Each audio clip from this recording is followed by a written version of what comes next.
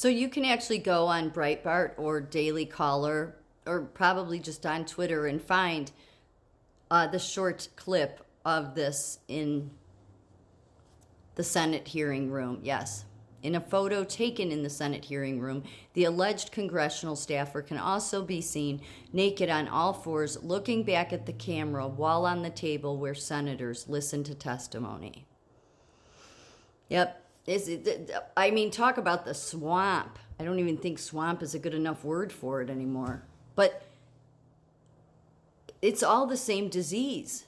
I mean, it just is. It's like the level of depravity. I mean, in the Senate hearing room, it doesn't surprise me though. Because all these people, these are all the people from the Ivy League universities. Those same Ivy League universities that ignore modern day slavery and push systemic racism, which isn't even a thing. But those Ivy League universities have spent so many years, especially the psychological research they've done into being able to socially engineer the public, using the media, using experts, using Ivy League people. And look at the Ivy Leaguers. Here's some more Ivy Leagues. 50-year-old transgender woman, so a man, 50-year-old man, allowed to compete in teen girls swimming competition, use girls' changing room. Yes, this was in Canada.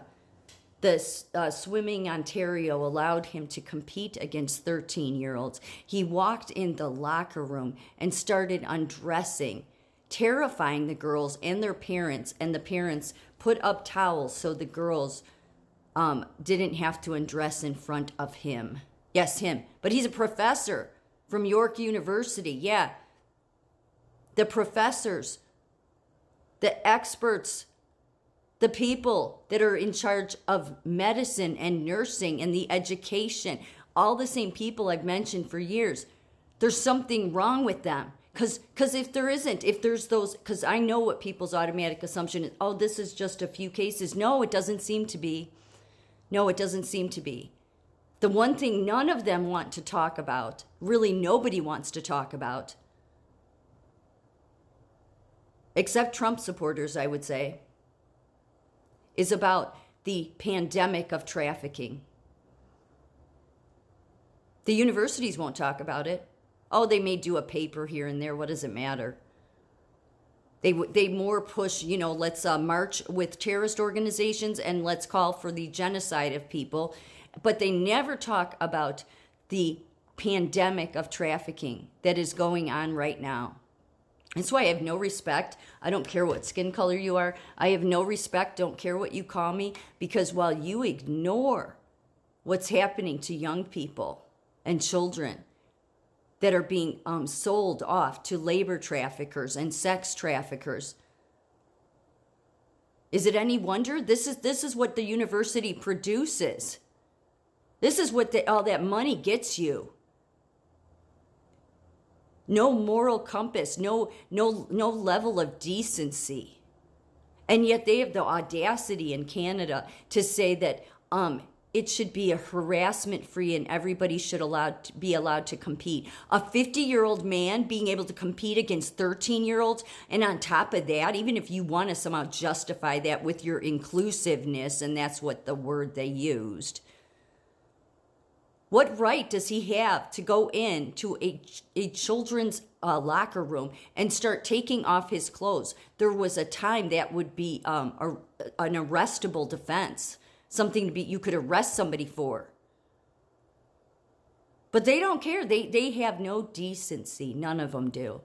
The people pushing their systemic racism at the top of nursing, the Ivy League schools, Regina Jackson, our government. They have no decency because they're the same people that seem to want to go out of their way to hurt children. So is it any surprise when you see some porn video come out where people are having sex on the Senate hearing tables?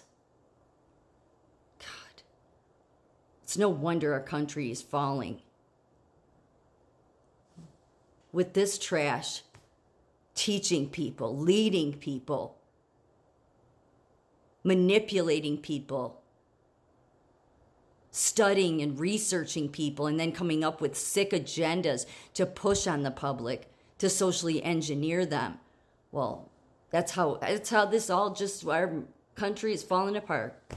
And all the people that should be saying something don't, because they clearly don't think that there's anything wrong with what they're doing. Yeah, I would suggest to people that, you really shouldn't go to the universities. Maybe learn a trade. That's a good way to, to become emotionally mature, I think, is learning a trade. The universities are a dangerous place.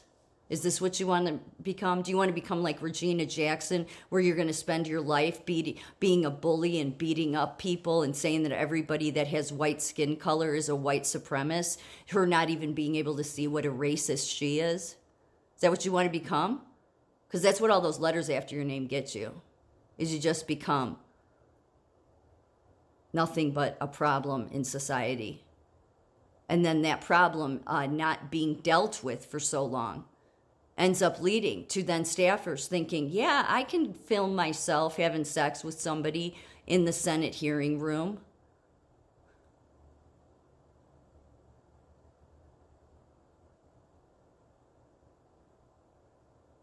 All of these people are sick.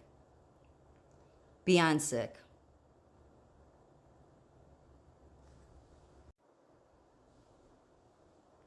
Here's how sick they are. Doesn't matter what skin color they are. Yeah, Negro's trailer calls white people the most dangerous animal on the planet. Yeah, they're all, see, the American Society of Magical Negroes. Magical Negroes. The movie, the Magical Negroes.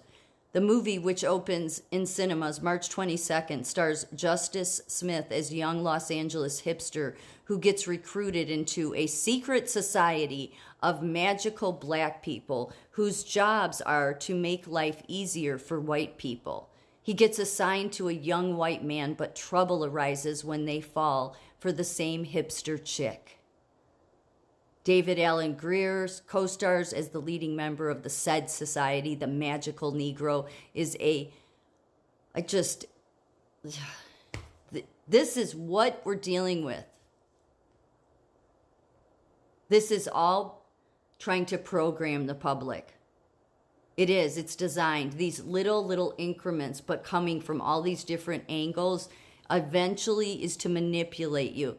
And then you'll believe that systemic racism is something that is a problem, and you'll see white people as a race that needs to be eliminated, or you'll see Christians as a race that a group of people that needs to be eliminated. Science has now, their great research of lies, has now done a study that says that religious fundamentalists, and I'm not sure in what degree they're putting the fundamentalists. Okay, I'm assuming, I would just take a guess here, because the science doesn't understand God because they've been too busy trying to play God. My guess is that it's anybody that believes in Jesus. It's anybody that knows the Holy Spirit, because the science doesn't know it. They just like to say, no, we don't have evidence for it. No, there is evidence. I've said it many times. Millions around the world that have recovered and have had a spiritual awakening. Yeah. So they just ignore the evidence because they want to be God. But they said that religious fundamentalists, have brain damage, and that's why they have these ideas of God. That's the level of sickness these people will go to. And they just all happen to come from all the Ivy League universities, the most dangerous place on the planet.